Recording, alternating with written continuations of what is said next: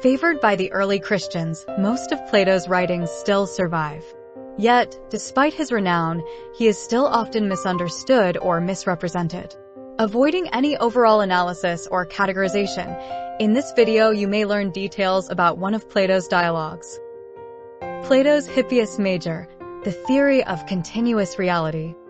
Although the authorship of this dialogue is most disputed, it is also one of the most entertaining. It contains a recurring joke that I will not be able to convey wherein Socrates pretends humility and praise to an overly haughty, pretentious, and vain Hippias. Also, I believe the theory provided by Hippias has been unfairly discriminated. It is universally considered a fallacy. However, I claim this is only so from a certain metaphysical perspective. Anyways, at the beginning, Hippias claims that wisdom has made much progress. This is evinced by the fact that previous wise men were poor and uninfluential, whereas presently wise men, such as himself, are wealthy and most significant to society and cities. Jocularly, Socrates implies that therefore Hippias is superior to the 7 wise men of antiquity. Noticing the reprehensible vanity, the sophist claims that in order to avoid envy, he is in the habit of praising the dead rather than the living. To my mind, this is wisest.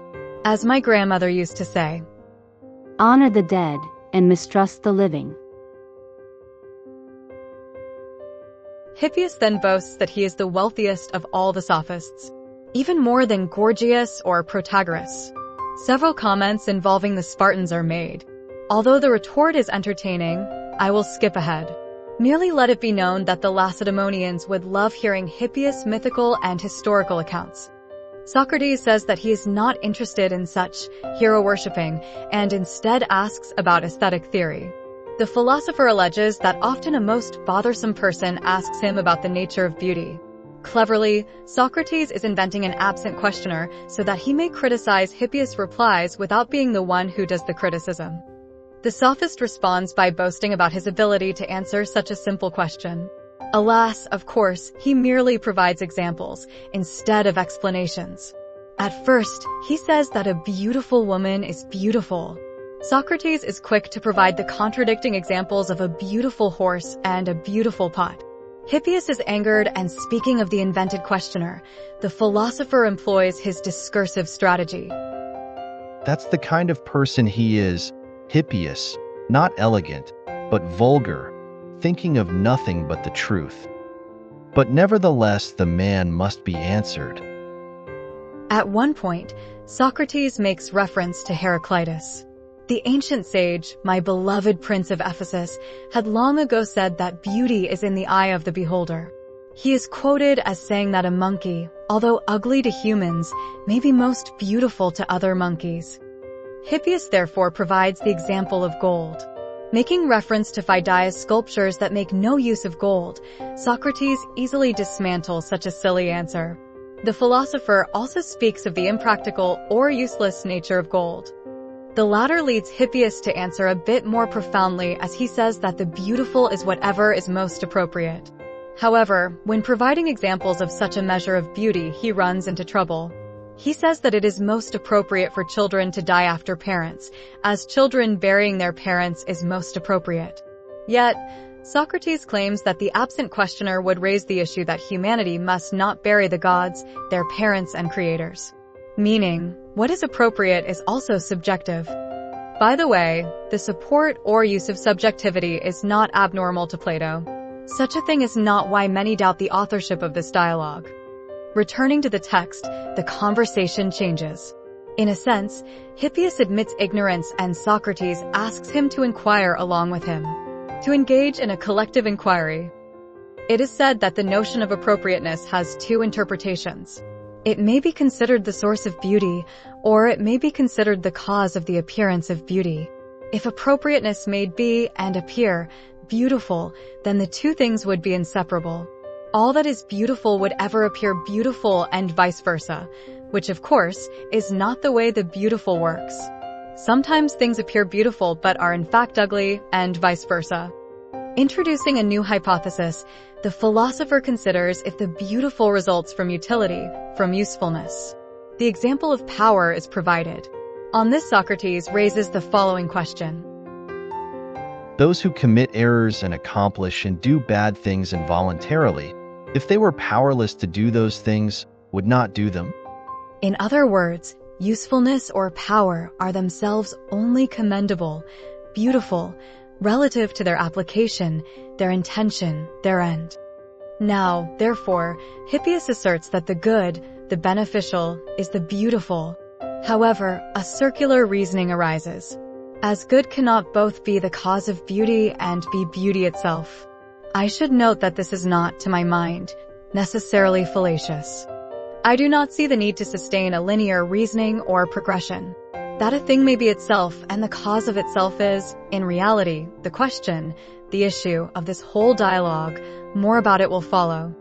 For the time being, Socrates provides another possible answer. He speaks of joy or delight as the cause of beauty. This is so for the visual and the auditory. Curiously, the philosopher maintains, this restrains the beautiful to sight and hearing. All other things are not truly beautiful. They are only so metaphorically or analogically. I question, what of taste? Surely taste may be considered as pleasant as sight, and therefore as beautiful? I mentioned the prior issue to indicate that, according to this hypothesis, what makes the beautiful is not any type of pleasure. Rather, the beautiful is a particular kind of pleasure. Yet, alas, the dialogue does not delve into the prior point. Someone like Immanuel Kant will return to this topic. Herein, the topic changes. Once again, the real question at hand is not aesthetics. Socrates questions whether a thing may be beautiful even if none of its components, the visual or the auditory, are beautiful. Hippias says that this cannot be.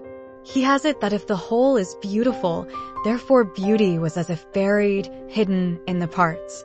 Note the statement. You will never find that you and I are both affected by an affection by which neither of us is affected. You do not consider the entirety of things. You all test the beautiful and each individual entity by taking them separately and cutting them to pieces. For this reason, you fail to observe that embodiments of reality are by nature so great and undivided.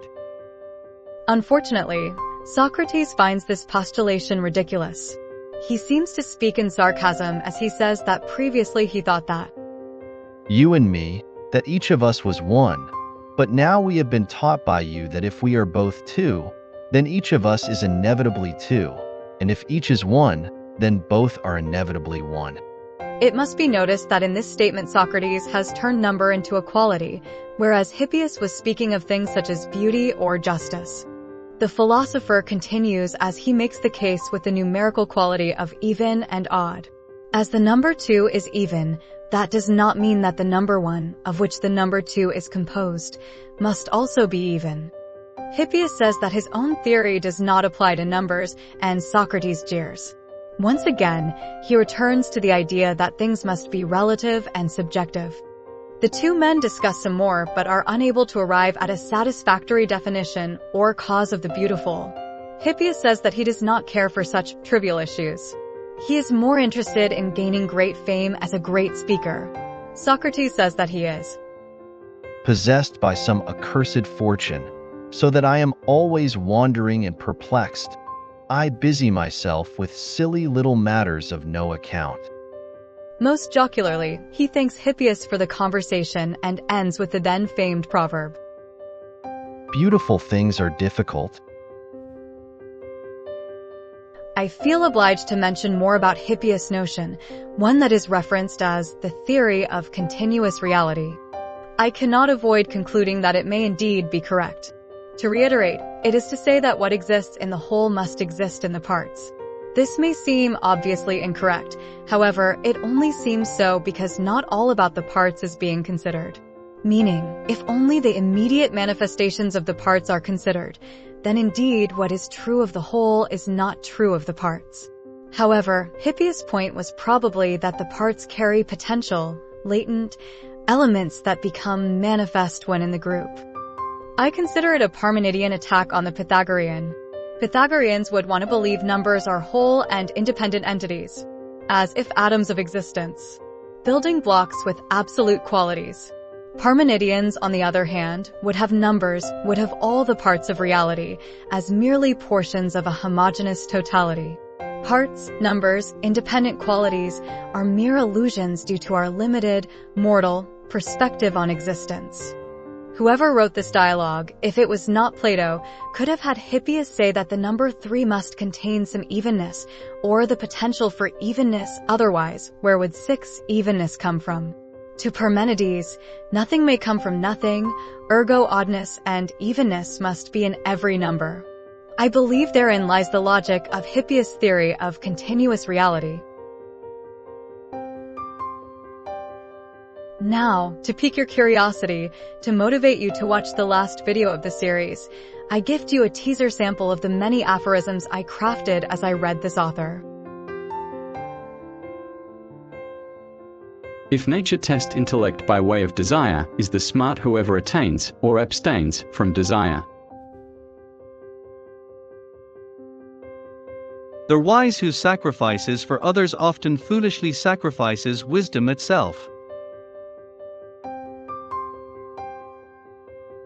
Praising the dead is the best way to avoid envying the living and flattering the self.